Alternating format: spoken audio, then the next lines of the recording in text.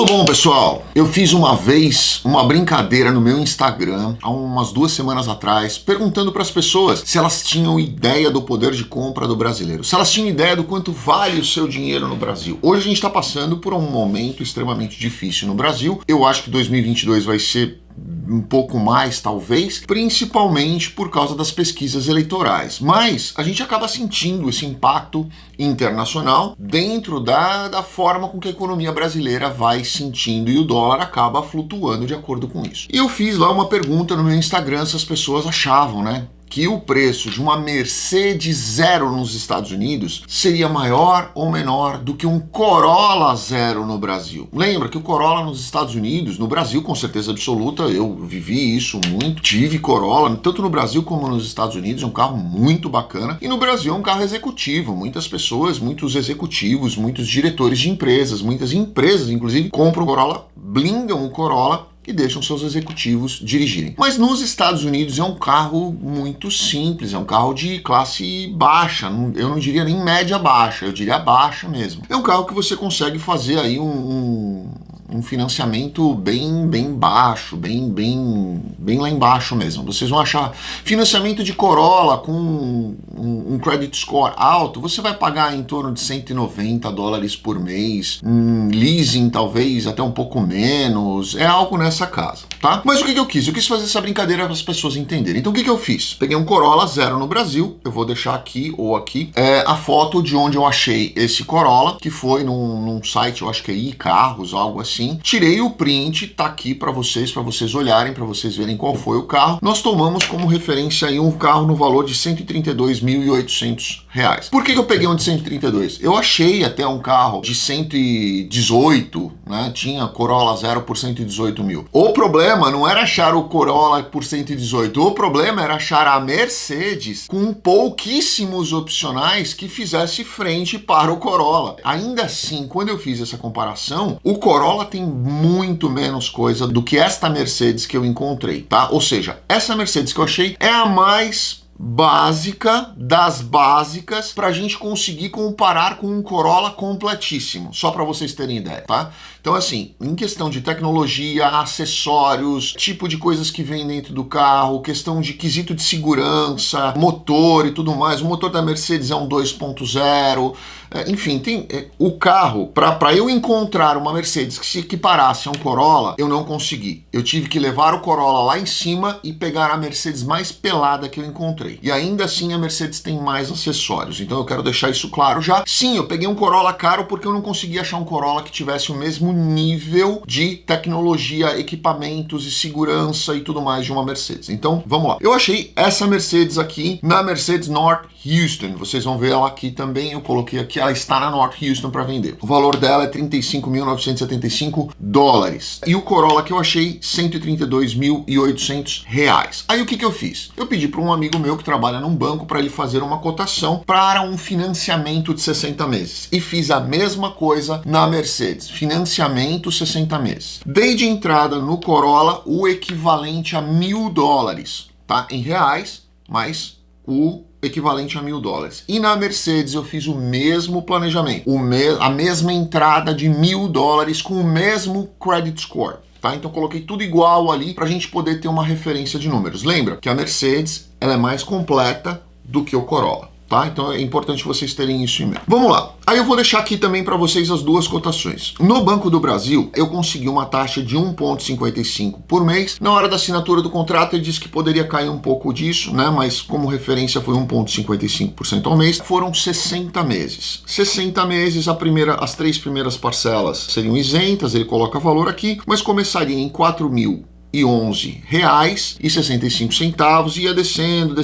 até chegar na casa dos 3.000 lá no 5º ano. Bom, tá aqui também para vocês acompanharem. Aí eu peguei a mesma coisa e fiz aqui com o Corolla. Porém, eu já fiz aqui o valor da prestação fixa. O valor vai ser do primeiro à última, essa daqui. Se você antecipar, você tem a redução de juros, tá? Mas a primeira à última, se você for pagando na data, o valor é essa daqui. Foram $35.975 em 60 meses, também com $1.000 dólares de entrada. O valor da prestação deu 636 dólares por mês. Se você fizer aí mais ou menos 636 dólares por mês com a cotação que nós temos hoje, que é 5,70, se eu não me engano, nós vamos chegar mais ou menos no mesmo valor dos 4 mil reais, tá? Só que um vai estar andando de Mercedes e o outro vai estar andando de Corolla. O valor tá a mesma coisa. Só que lembra uma coisa, o Corolla custa R$ 132.800. Se você dividir isso aqui por 5, né, você vai ter um valor superior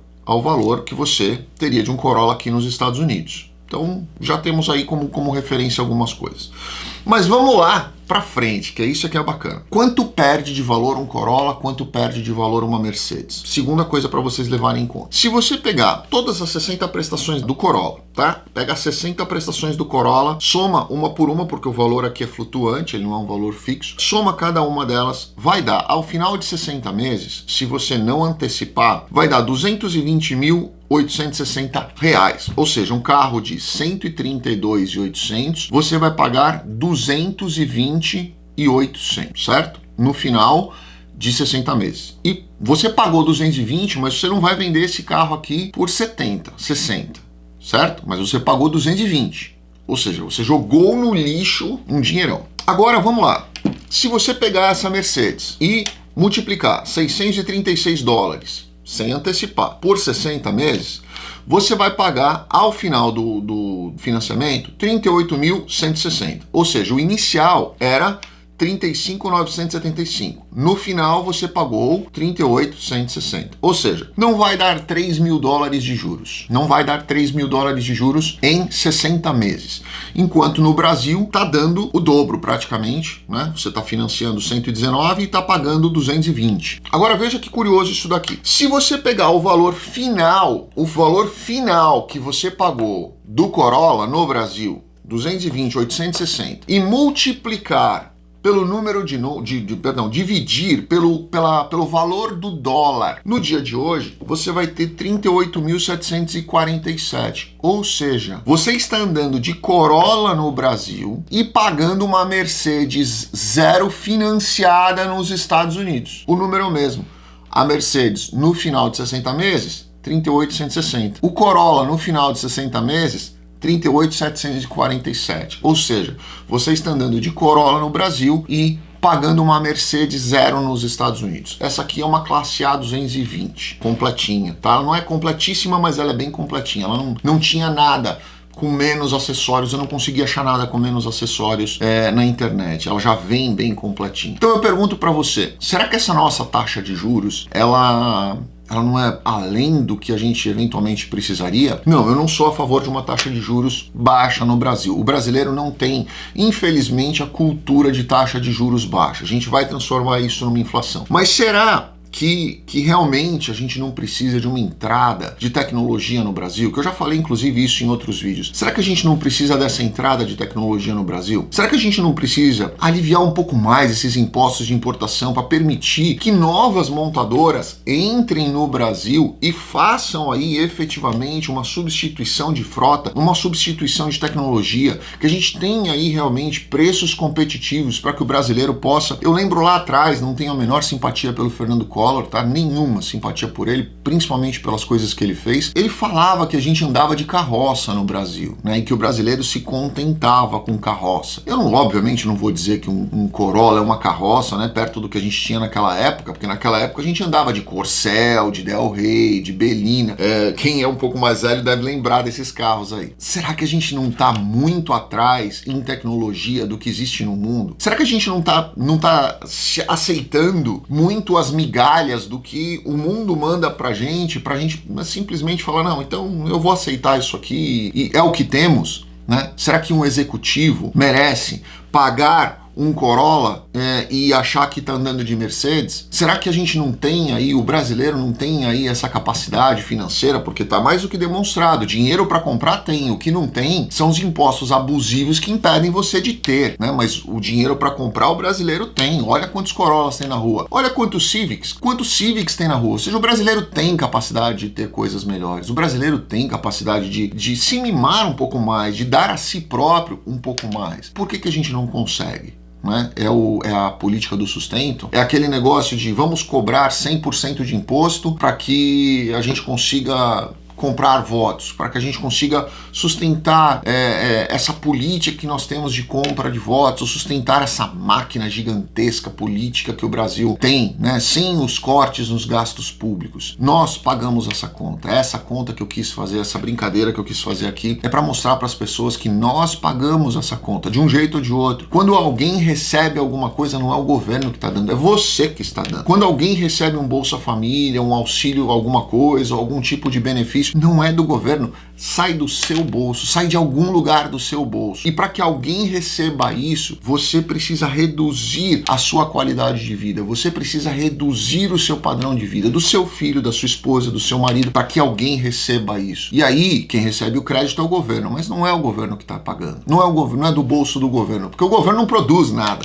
Quem produz somos nós. E a gente paga essa conta absurda, direta ou indiretamente. Então, muitas vezes, quando as pessoas ficam aí defendendo ou criticando algum tipo de situação, de benefício que é concedido ou alguma coisa, lembrem disso.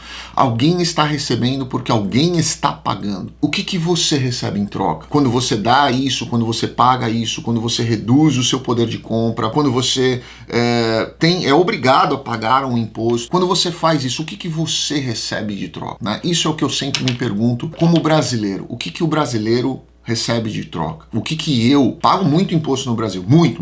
Tenho 4 empresas no Brasil. Eu pago muito imposto no Brasil. E eu sempre me pergunto, o que eu recebo em troca? Principalmente morando fora, né? O que eu recebo em troca? Nada. Então será que é justo a gente acreditar realmente que é governo que está dando alguma coisa? Não, somos nós que estamos fazendo.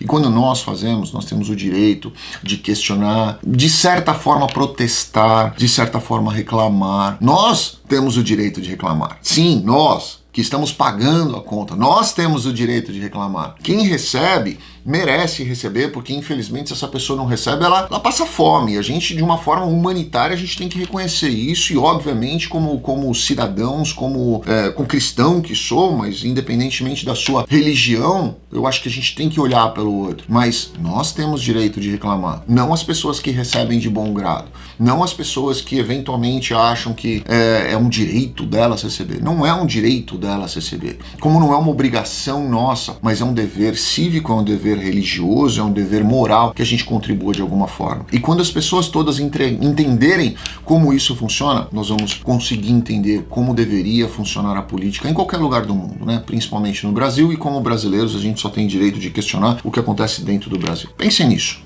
Grande abraço a vocês, Feliz Natal. Não sei quando esse vídeo vai pro ar, mas hoje é Natal. Eu vim aqui no escritório pegar alguns documentos que eu preciso levar para casa. Semana que vem eu devo trabalhar de casa, mas eu quis gravar esse vídeo aqui para trazer para vocês, porque eu já tinha deixado impresso essas 2 folhas aqui para poder comentar esse vídeo com vocês. Fiquem com Deus, um grande abraço, Feliz Natal a todos, que Deus abençoe demais. Obrigado.